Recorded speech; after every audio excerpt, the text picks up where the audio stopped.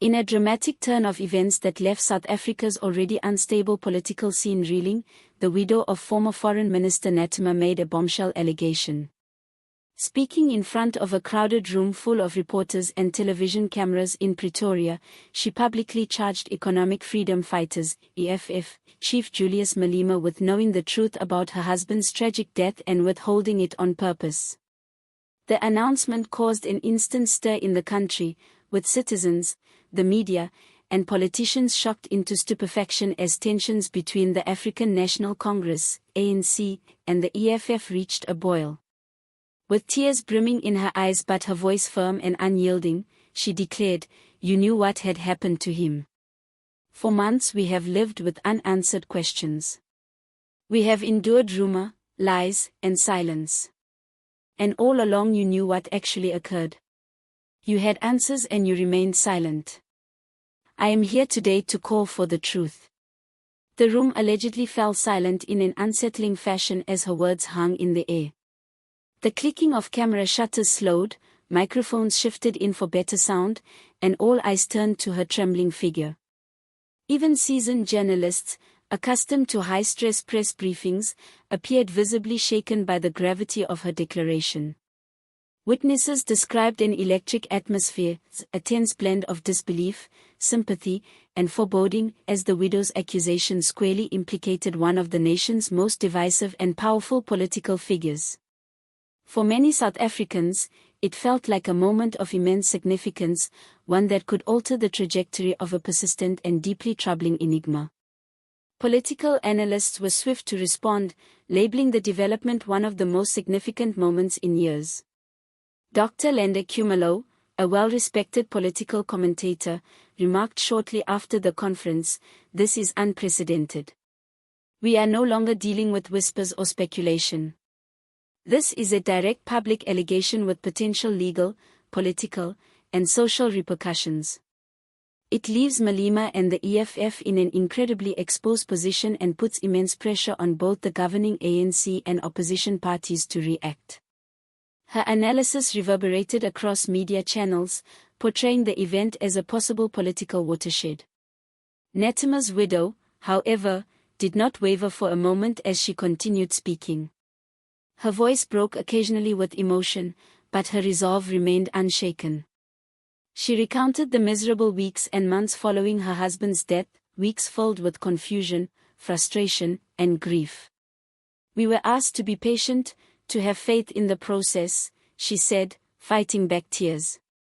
"But trust is not freely given. It must be earned. And for months, nobody gave us answers. Nobody told us what really happened. We were left with gossip, agony, and silence. Julius, it's time the truth came out. The country needs answers. I need answers, and I will not rest until they are forthcoming." Her appeal struck a chord across the nation, resonating deeply with ordinary South Africans weary of corruption scandals, opaque investigations, and political evasiveness. To many, her declaration transcended personal grief. It was an outcry for accountability in an institution long accused of shielding the powerful.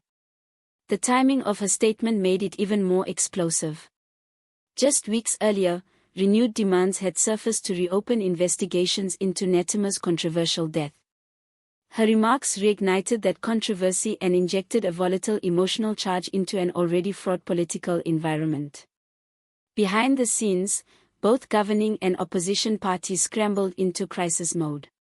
Within the ANC, sources reported frantic meetings as senior officials attempted to assess the fallout and devise a unified response. Some leaders warned against issuing a public statement that might inflame tensions, while others called for an internal inquiry to distance the party from the growing scandal. "No one expected this to return with such force," said a source close to the story.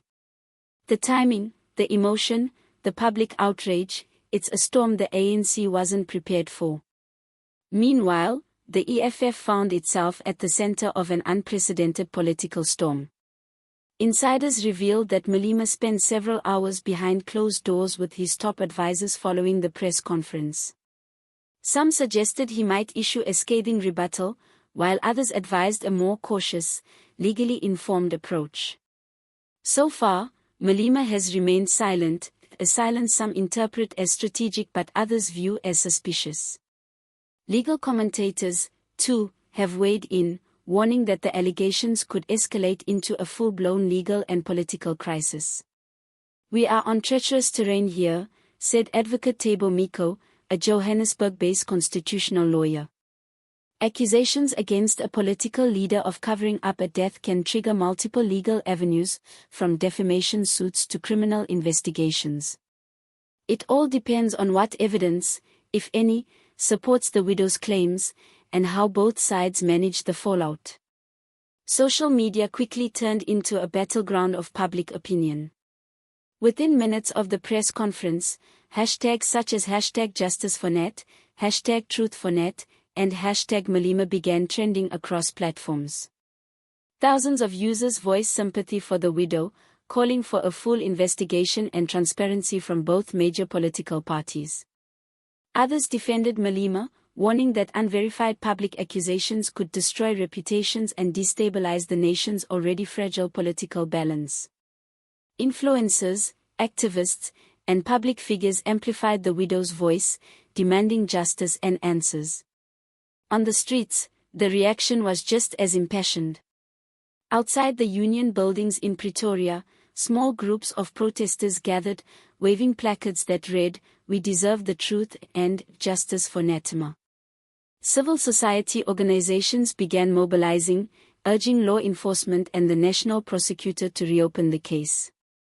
Several human rights lawyers even volunteered to represent the widow pro bono, hailing her courage as a catalyst for national accountability. "This is not about politics," she had told the press conference, her eyes brimming with both sorrow and determination. "This is about truth. This is about holding accountable those who are responsible and ensuring that no one, no matter how powerful, can escape justice. South Africans are entitled to know the truth. And I will continue to fight until all the questions have been answered." Her words have since been replayed countless times on television and radio, serving as a rallying cry for citizens disillusioned with corruption and secrecy at the highest levels of power. As days pass, the pressure only intensifies.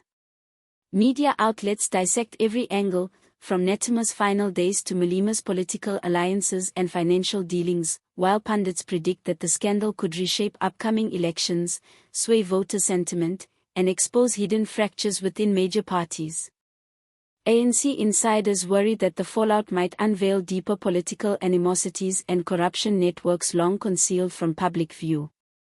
For the widow, however, the struggle remains deeply personal. Friends describe her as a woman tirelessly sifting through documents, meeting investigators, and speaking to journalists, all in pursuit of the truth. "She's not doing this just for herself," said one family friend.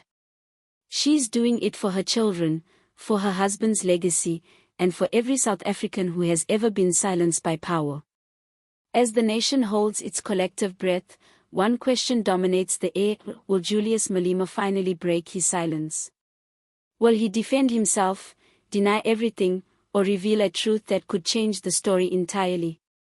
Whatever happens, one thing is certain: South Africa stands at a crossroads.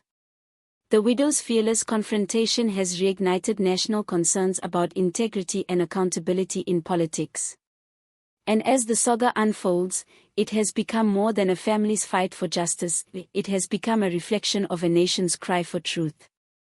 The drama surrounding Natima's death has entered a new and explosive chapter, one that promises to dominate headlines, trigger investigations, and keep South Africa in suspense for weeks to come. Whether it ends in revelation, justice, or further controversy remains uncertain, but the widow's words continue to echo across the country, stirring hearts, unsettling leaders, and reminding everyone that even in the darkest corridors of power, truth always finds its voice.